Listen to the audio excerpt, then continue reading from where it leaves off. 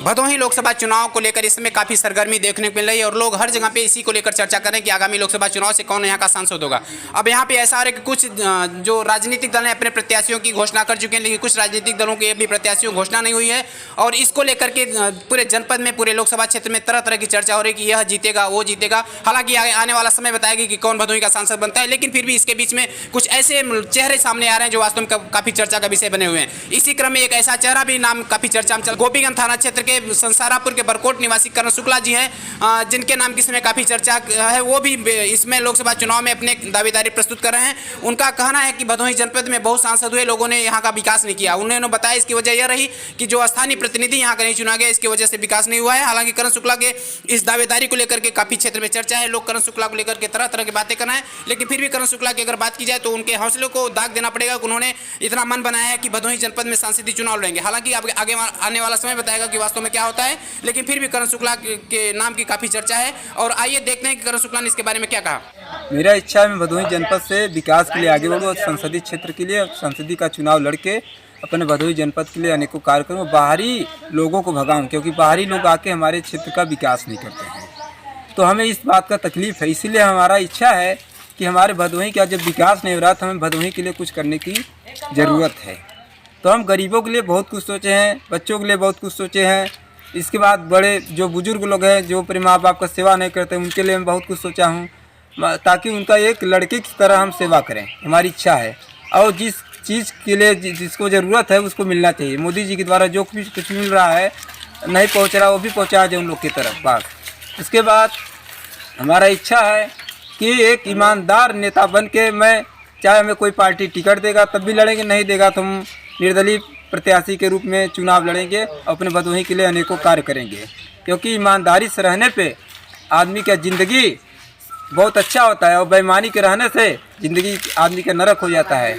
क्योंकि मनुष्य का जन्म मिला है तो हम अच्छा कर्म करेंगे और हमारे देश के में कोई गरीब ना रहने पाए, हमारी ये इच्छा है।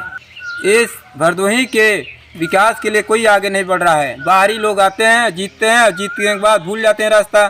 चाहे कोई खाए बिन मरे, चाहे कोई ना खाए, किसी को किसी चीज़ से लेना देना नहीं है। अगर हम चुनाव लड़ते हैं तो हमारा फर्ज बनता है कि हम अपने क्षेत्र में हर लोगों का ध्यान दें, चाहे कोई गरीब हो, चाहे कोई अमीर हो, हर बहन बेटियों का इज्जत हो, सम्मान हो, हर बच्चों को पढ़ाया जाए, संस्कार दिया जाए, ताकि वो लोग आगे चल के माँ बाप का सेवा करें, माँ बाप से अलग न हो, माँ बाप को दुख न दें और समाज का हित सोचें, समाज के लिए कोई गलत कार्य न करें।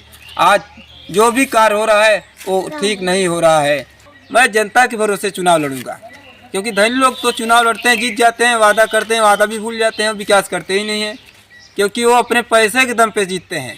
उनको जनता से कुछ लेना देना नहीं है, क्योंकि उनको ये होता है हमने तो पैसा खर्च के करके जीता है, हम तो किसी के लहर में जीत जा रहे हैं। लहर में तो कोई भी जीत जाता है, जिसकी लहर ने उसके पार्टी में आके चुनाव लड़के जीत के दिखाओ, तो हम जानते हैं आपको, आप देश का विकास कर सकते हो।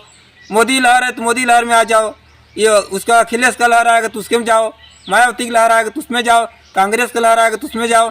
तो लहर वाले की तरफ क्यों झुकते हो? अगर आप चुनाव लड़के विकास कर सकते हो तो आप बेलहर वाले में आकर जीत के दिखाओ, तो माने आप चुनाव लड़ने लायक हो। अरे लहर में तो कोई भी गरीब से गरीब आदमी लड़ेगा, जीत जाएगा, लेकिन वो विकास नहीं करेगा, क्योंकि वो पैसा बूते जीता है, पैसा वो तो बिजनेस कर लिया है।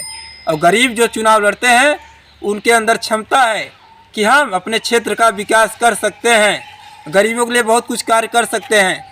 ये उनमें क्षमता है गरीबों में, और अमीरों में कोई क्षमता नहीं। जनता को गरीब समझते हैं, कमज़ोर समझते हैं, जनता को गया गुजरा समझते हैं।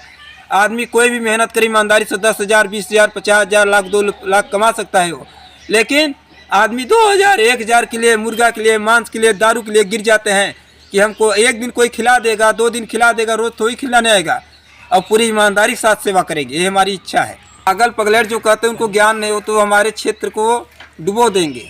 और धमकी किसको देंगे? धमकी का हमको डर नहीं है, चाहे जो हो, क्योंकि शेर एक ही होता है जंगल में। जो धमकी देने वाले होंगे दूसरे क्षेत्र के होंगे, उनका धमकियाँ नहीं चलेगा, क्योंकि हमें किसी का डर नहीं है। क्योंकि हमारे साथ जनता है, हमारे साथ क्षेत्रवासी हर बिरादर हैं, कम से कम 1200 गाँव के लोग हमारे साथ हैं। हमारा कहना है वोट के दिन लोग जाके मतदान जरूर करें, जिसको अच्छा समझे उसको वोट दें, बाकी जनता की इच्छा। और सबको उस दिन हमारा विनती हाथ जोड़ के कि आप लोग वोट देने जरूर जाइए।